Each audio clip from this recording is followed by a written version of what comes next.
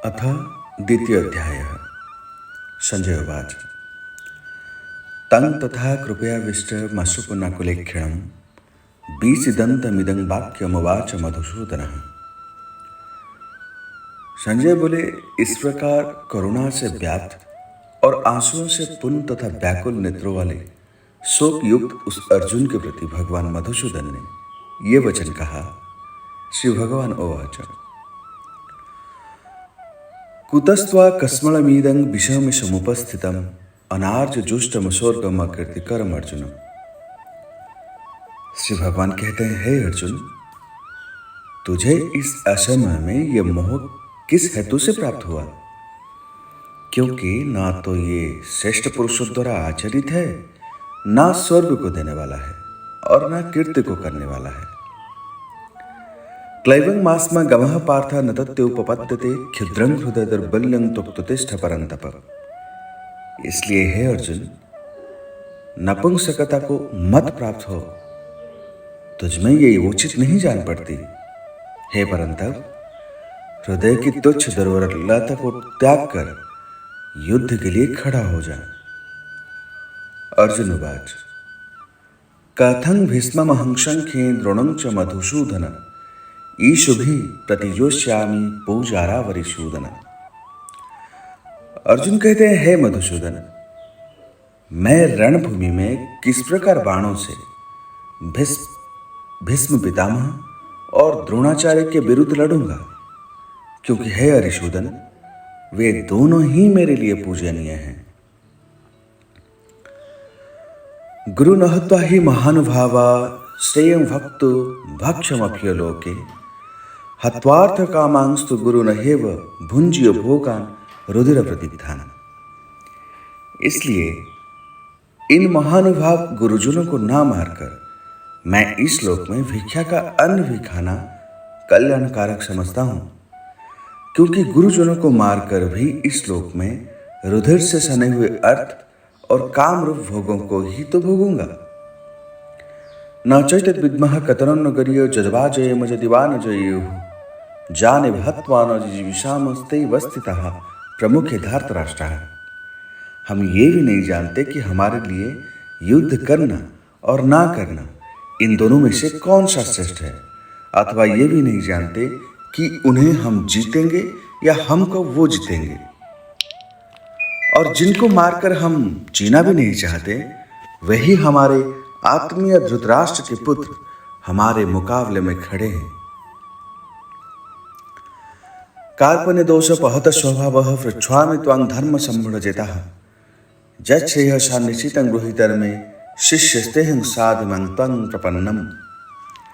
इसलिए कार्यता रूप दोष से उपहत हुए स्वभाव वाला तथा धर्म के विषय में मोहित चित्त हुआ मैं आपसे पूछता हूँ कि जो साधन निश्चित कल्याणकारक हो वो मेरे लिए कहिए, क्योंकि मैं आपका शिष्य हूँ। इसलिए आपकी शरण हुए मुझको शिक्षा दीजिए। नहीं प्रपश्यामि ममापनुद्या जच्छुकमुच्छशरणमिन्द्रियाणाम् अवाप्य भूमापसपत्नमृतं राज्यं स्वर्णमपि चाधिपत्यं। क्योंकि भूमि में निष्कंटक धन धान संपन्न राज को और देवताओं के स्वामीपन को प्राप्त होकर भी मैं इस उपाय को नहीं देखता हूं जो मेरी इंद्रियों की सुखाने वाला सुख को दूर कर सके। संजय कहते हैं, एवं उक्त्वा ऋषिकेशं गुडाकेशः परन्तप नौजस्य इति गोविन्दमुक्त्वा तुष्णिं बभूवः। हे राजन, निद्रा को जीतने वाले अर्जुन अंतर्यामी श्री कृष्ण महाराज के प्रति इस प्रकार कहकर फिर से गोविंद भगवान से युद्ध नहीं करूंगा ये स्पष्ट कहकर चुप हो गए। तमुवाच ऋषिकेशः प्रहसन्निव भारतः सेनयोरुभयोर्मध्ये बीसीदन्तमिदं वचः। हे भरतवंशी धृतराष्ट्र, अंतर्यामी श्री कृष्ण महाराज दोनों सेनाओं के बीच में शोक करते हुए उस अर्जुन को हंसते हुए ये वचन कहते हैं। श्री भगवान उवाच। अशोचन शोचस्तं प्रज्ञावादांश भाषसे गतासून गतासून च नानुशोचति पंडितः। श्री भगवान कहते हैं, हे अर्जुन, तू ना शोक करने योग्य मनुष्य के लिए शोक करता है और पंडितों के से वचन को कहता है, परंतु जिनके प्राण चले गए हैं उनके लिए और जिनके प्राण नहीं गए हैं उनके लिए भी पंडित जन शोक नहीं करते। न त्वहं जातु नाशं न त्वं नेमि जनाधिपः न चैव न भविष्यामः सर्वव्योमतः परम्। ना तो ऐसा ही है कि मैं किसी काल में नहीं था, तू नहीं था, अथवा ये राजा लोग नहीं थे, और ना ऐसा ही है कि इससे आगे हम सब नहीं रहेंगे। देहिनुस्मिन् यथा देहे कौमारं यौवनं जरा तथा देहांतर प्राप्ति धीरस्तत्र न मुह्यति। जैसे जीवात्मा के इस देह में बालकपन, जवानी और वृद्धावस्था होती है, वैसे ही अन्य शरीर की प्राप्ति होती है। उस विषय में धीर पुरुष मोहित नहीं होता। मात्रास प्रसास कौन्तेय शीतोष्ण सुख दुखदः आगम पायु नित्यास्तां स्थिति क्षुष्य भारत। हे कुंती पुत्र, सर्दी गर्मी और सुख दुख को देने वाले इंद्रिय और विषयों के संयुक्त तो उत्पत्ति विनाशशील और अनित्य है, इसलिए हे भारत उनको तू सहन कर। यं हि न व्यथन्ते ते पुरुषं पुरुषस्व समदुःख सुखं धीरं सोमुतो त्वाय कल्पते। क्योंकि है पुरुष श्रेष्ठ, दुख सुख को समान समझने वाले जिस धीर पुरुष को ये इंद्रिय और विषय के संयोग व्याकुल नहीं करते, वो मोक्ष के योग्य होता है। नासतो विद्यते भावो नाभाव विद्यते सतः उभयरपि दृष्टान्तस्तन्योस्तत्त्वदर्शिभिः। असत वस्तु की तो सत्ता नहीं है और सत का अभाव नहीं है। इस प्रकार इन दोनों का ही तत्व ज्ञानी पुरुषों द्वारा देखा गया है। अविनाशी तु तद्विधि येन सर्वमिदं ततं विनाशम व्यास्यास्य न कश्चित् कर्तुमर्हति। नाश रहित तो तू उसको जान जिससे ये संपूर्ण जगत दृश्य वर्ग व्याप्त है। इस अविनाशी का विनाश करने में कोई भी समर्थ नहीं है। अंतबंत इमे देहा नित्य शक्ताः शरीरिणः अनाशिनो प्रमेयस्य तस्माद्युध्यस्य भारत। इन नाश रहित अप्रमेय नित्य स्वरूप जीवात्मा के ये सब शरीर नाशवान कहे गए हैं। इसलिए हे भरतवंशी अर्जुन, तू युद्ध कर। जैनं विधि हंतारं जश्चैनं मन्यते हतम् उभौ तो न विजानीतो नायं हन्ति न हन्यते। जो इस आत्मा को मारने वाला समझता है तथा जो इसको मरा मानता है, वे दोनों ही नहीं जानते, क्योंकि ये आत्मा वास्तव में ना तो किसी को मारता है और ना किसी के द्वारा मारा जाता है। न जायते म्रियते वा कदाचित् नायं भूत्वा भविता वा न भयः अजो नित्यः शाश्वतं पुराणो न हन्यते हन्यमाने सतिते। यह आत्मा किसी काल में भी ना तो जन्मता है और ना मरता ही है, तथा ना ये उत्पन्न होकर फिर होने वाला ही है, क्योंकि ये अजन्मा, नित्य, सनातन और पुरातन है। शरीर के मारे जाने पर भी ये नहीं मारा जाता। वेदा विनाशिनं नित्यं च एनमजमव्यम कथं स पुरुषः पार्थ कं घातयति हन्तिकम्। हे पृथापुत्र अर्जुन, जो पुरुष इस आत्मा को नाश रहित, नित्य, अजन्मा और अव्यय जानता है, वो पुरुष कैसे किसको मरवाता है और कैसे किसको मारता है। वासंस जिह्नानि यथा विहाय नवानि गृह्णाति नरोपराणि तथा शरीराणि विहाय जिह्ना नन्यानि संजाति नवानि देहि। जैसे मनुष्य पुराने वस्त्रों को त्याग कर दूसरे नए वस्त्रों को ग्रहण करता है, वैसे ही जीवात्मा पुराने शरीरों को त्याग कर दूसरे नए शरीरों को प्राप्त होता है। नैनं छिन्दन्ति शस्त्राणि नैनं दहति पावकः न चैनं क्लेदन्त्यापो न शशोति मारुतः। इस आत्मा को शस्त्र नहीं काट सकते, इसको आग नहीं जला सकती, इसको जल नहीं गला सकता और वायु नहीं सुखा सकता। अच्छेद्यमदाह्यो मक्लद्योषस्यैव च नित्यः सर्वगतः स्थाणुरचलं सनातनः। क्योंकि ये आत्मा अछेद्य है, ये आत्मा अदाह्य है अक्लेद्य है और निस्संदेह अशोष्य है, तथा ये आत्मा नित्य, सर्वव्यापी, अचल, स्थिर रहने वाला और सनातन है। अव्यक्तोयम चिन्तयेम विकार्यमुच्यते तस्मादेवं विदित्वेन नानुशोचितो महर्षि। ये आत्मा अव्यक्त है, ये आत्मा अचिंत्य है और ये आत्मा विकार रहित कहा जाता है।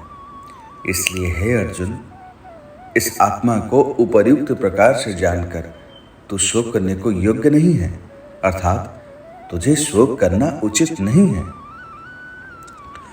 अथ चैनं नित्यजातं नित्यं वामन्यस्य तथापि त्वं महाबाहो नैवं शुचितुं महर्षि।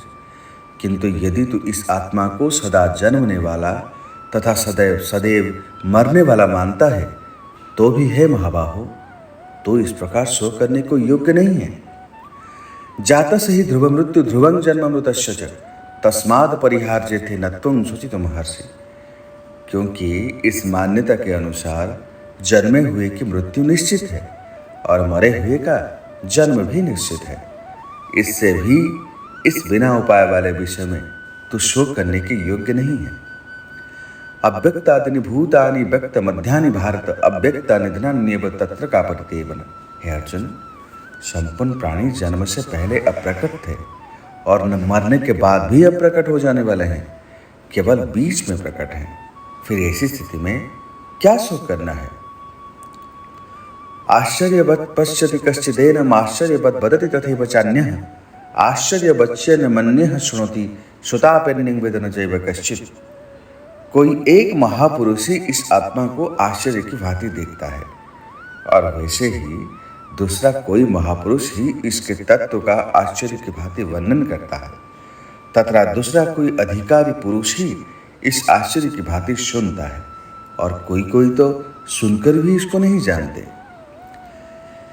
देहि नित्यम बोधेहं देह सर्वस्व भारत तस्मा सर्वाणि भूतानि न त्वं शुचितो महर्षि। हे अर्जुन, यह आत्मा सबके शरीर में सदा ही अवैध है। इस प्रकार संपूर्ण प्राणियों के लिए तू शोक करने का योग्य नहीं है। शोधनों पिचाविख्य न विकम्पितु महर्षि धर्मादि युद्ध छेनेत क्षत्रिय न विद्यते। तथा अपने धर्म को देखकर भी तू भय करने योग्य नहीं है, अर्थात तुझे भय नहीं करना चाहिए, क्योंकि क्षत्रिय के लिए धर्मयुक्त युद्ध से बढ़कर दूसरा कोई कल्याणकारी कर्तव्य नहीं है। जदृच्छया चोपपन्नं स्वर्गद्वारमवाप्तुं सुखिनः क्षत्रिया पार्थ लभन्ते युद्धमीदृशम्।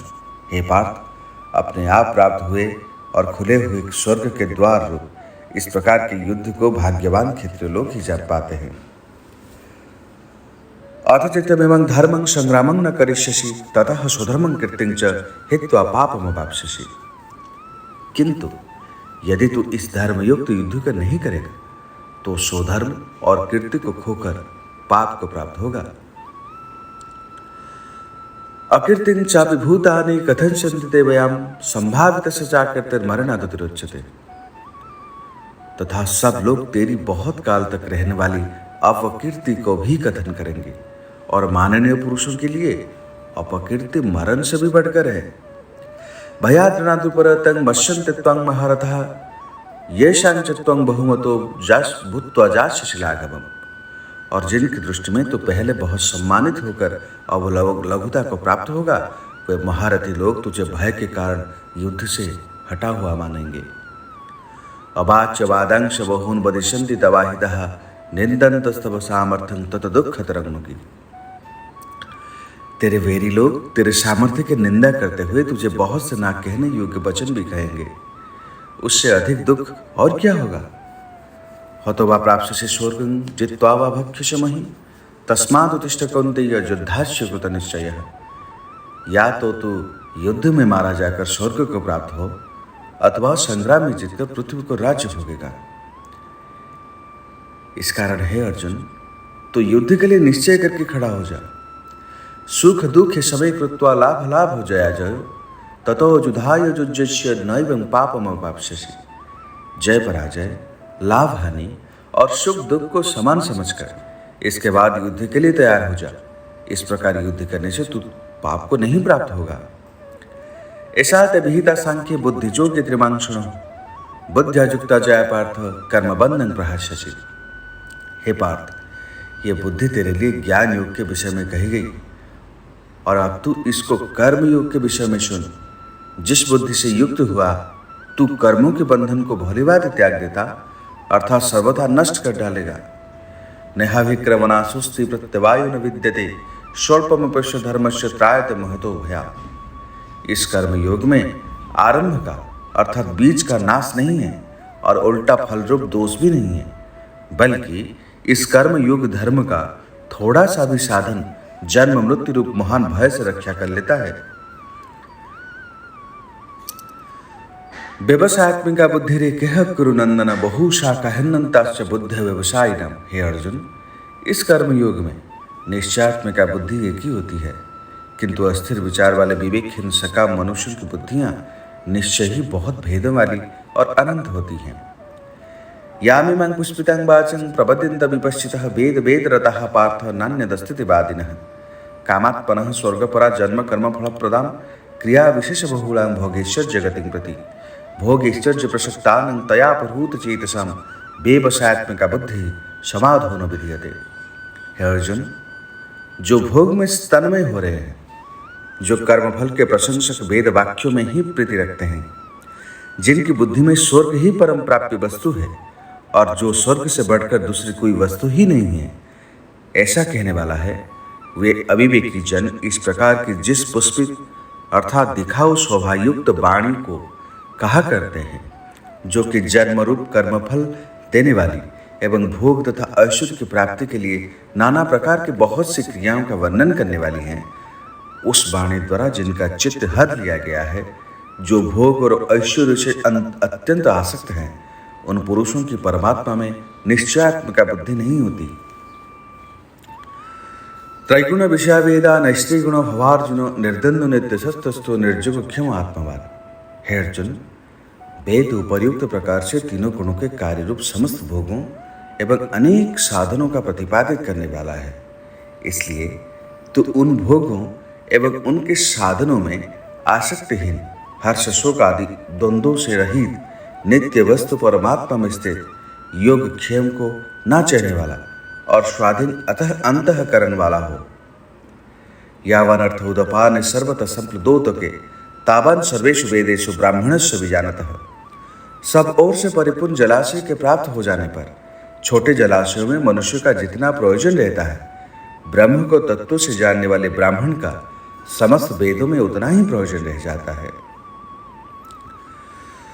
कर्मण्येवाधिकारस्ते मा फलेषु कदाचन मा कर्म फल हेतुर्भमाति संगस्तो कर्मणि।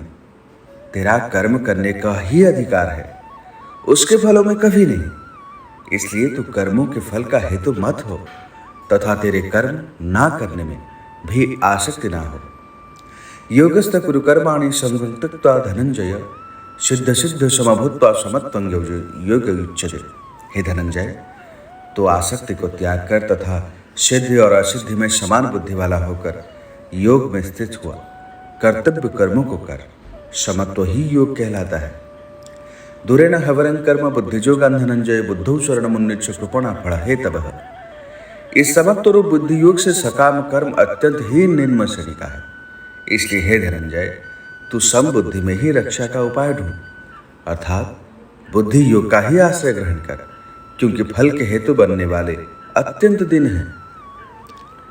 बुद्धियुक्त जहाति इभे सुकृत दुष्कृते तस्मात् दुगाय युज्यस्य योगः कर्मसु कौशलम्। समबुद्धि युक्त पुरुष पुण्य और पाप दोनों को ही इस लोक में त्याग देता है, अर्थात उनसे मुक्त हो जाता है। इससे तू समत्व रूप योग में लग जा।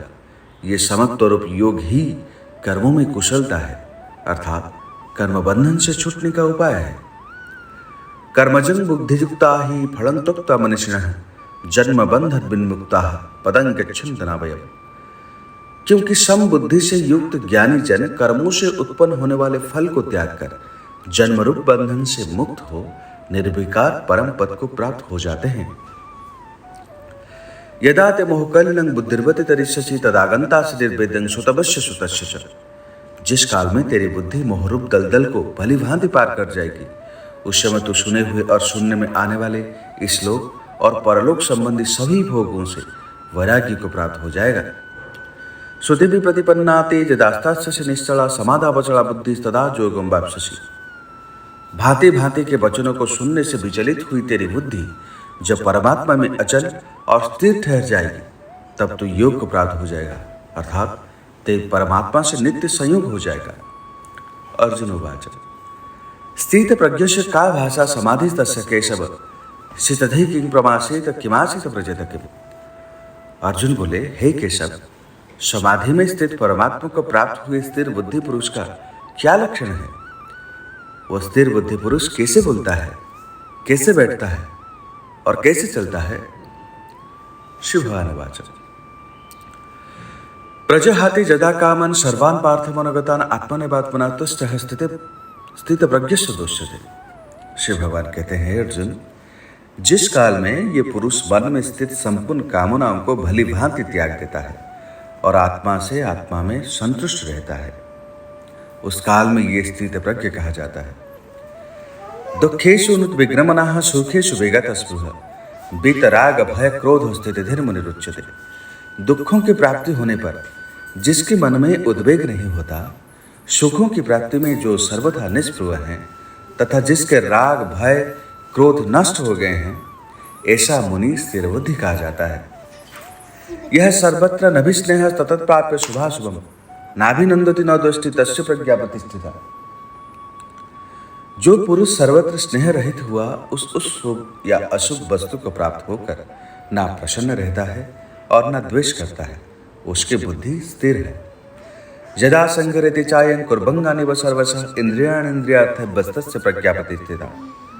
और कछुआ सब ओर से अपने अंगों को जैसे समेट लेता है, वैसे ही जब ये पुरुष इंद्रियों के विषय में इंद्रियों को सब प्रकार से हटा लेता है, तब उसकी बुद्धि स्थिर समझना चाहिए। विषया विनिवर्तन्ते निराहारस्य देहिनः रसवर्जं रसपश्य परं दृष्ट्वा निवर्तते। इंद्रियों के द्वारा विषयों को ग्रहण न करने वाले पुरुष के भी केवल विषय तो निवृत्त हो जाते हैं, परंतु उनमें रहने वाले आसक्ति निवृत्त नहीं होते। स्थित प्रज्ञ पुरुष को तो आसक्ति भी परमात्मा का साक्षात्कार करके निवृत्त हो जाती है। यततः अपि कौन्तेय पुरुषस्य विपश्चितः इंद्रियाणि प्रमाथिनी हरन्ति प्रसभं मनः। हे अर्जुन, आसक्ति का नाश ना होने के कारण ये प्रमथन स्वभाव वाली इंद्रियां यत्न करते हुए बुद्धिमान पुरुष के मन को भी बलात् हल लेती हैं। तानि सर्वाणि संयम्य युक्त आसीत मत्परः वशे ही यस्येन्द्रियाणि तस्य प्रज्ञा प्रतिष्ठिता। इसलिए साधक को चाहिए कि वो संपूर्ण इंद्रियों को बस में करके समाहित चित्त हुआ मेरे प्राण होकर ध्यान में बैठे, क्योंकि जिस पुरुष की इंद्रियां बस में होती है उसकी बुद्धि स्थिर हो जाती है। ध्यायतो विश्वान् पुंसः संगस्तेषु उपजायते संगाः संजायते कामः कामात् क्रोधः विजायते। विषयों का चिंतन करने वाले पुरुष के उन विषयों में आसक्ति हो जाती है। आसक्ति से उन विषयों की कामना उत्पन्न होती है और कामना में विघ्न पड़ने से क्रोध उत्पन्न होता है। क्रोधात् भवति सम्मोहो सम्मोहात् स्मृति विभ्रमः स्मृतिभ्रंशात् बुद्धिनाशो बुद्धिनाशात् प्रणश्यति। क्रोध से अत्यंत मूढ़ भाव उत्पन्न हो जाते हैं। मूढ़ भाव से स्मृति में भ्रम हो जाता है। स्मृति में भ्रम हो जाने से बुद्धि अर्थात ज्ञान शक्ति का नाश हो जाता है और बुद्धि का नाश हो जाने से यह पुरुष अपनी स्थिति से गिर जाता है। राग द्वेष विजुक्तेषु विषयान् इंद्रियशरण आत्मवशे विधेयात्मा प्रसादम् अधिगच्छति। परंतु अपने अधीन किए हुए अंतःकरण वाला साधक अपने बस में की हुई राग द्वेष रहित इंद्रिय द्वारा विषयों में विचरण करता हुआ अंतःकरण के प्रसन्नता को प्राप्त होता है। प्रसादे सर्व दुःखानां हानिरस्य उपजायते प्रसन्न चेतसो ह्याशु बुद्धि पर्यवतिष्ठते। अंतःकरण की प्रसन्नता होने पर इसके संपूर्ण दुखों का अभाव हो जाता है और उस प्रसन्न चित्त वाले कर्म योग की बुद्धि शीघ्र ही सब ओर से हटकर एक परमात्मा ही भली भांति स्थिर हो जाती है। नास्ते बुद्धिरयुक्तस्य न चायुक्तस्य भावना न चावायतः शान्तिरशान्तस्य कृतः सुखम्।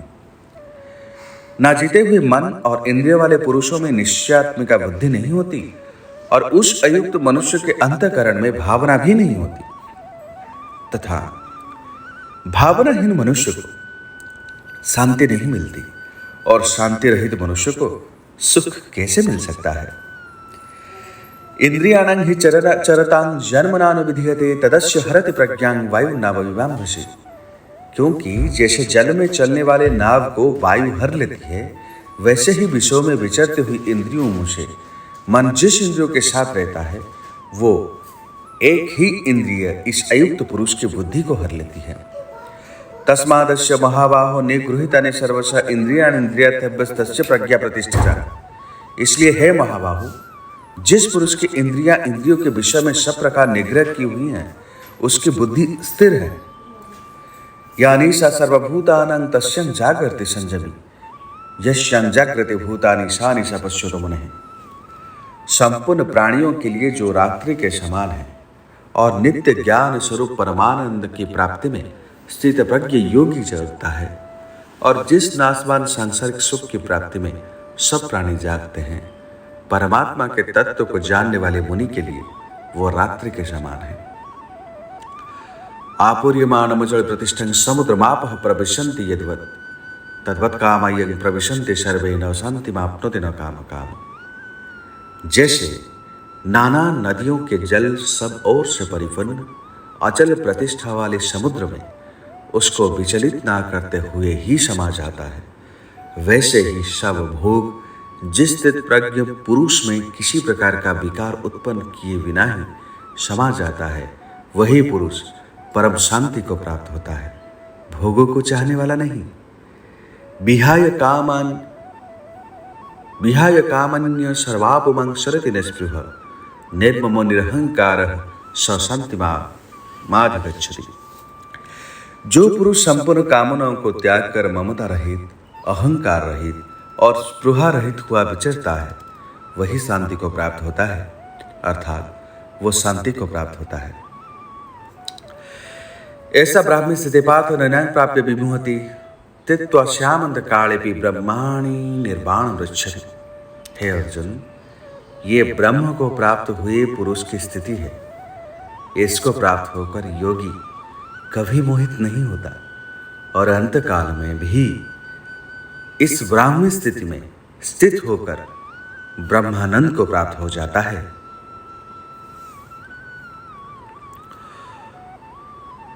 ओम तत्सदिति। श्रीमद्भगवद् गीता सुनिपस्तु ब्रह्म विद्यां योग शास्त्रे श्री कृष्ण अर्जुन संवादे सांख्य योग नाम द्वितीय अध्याय।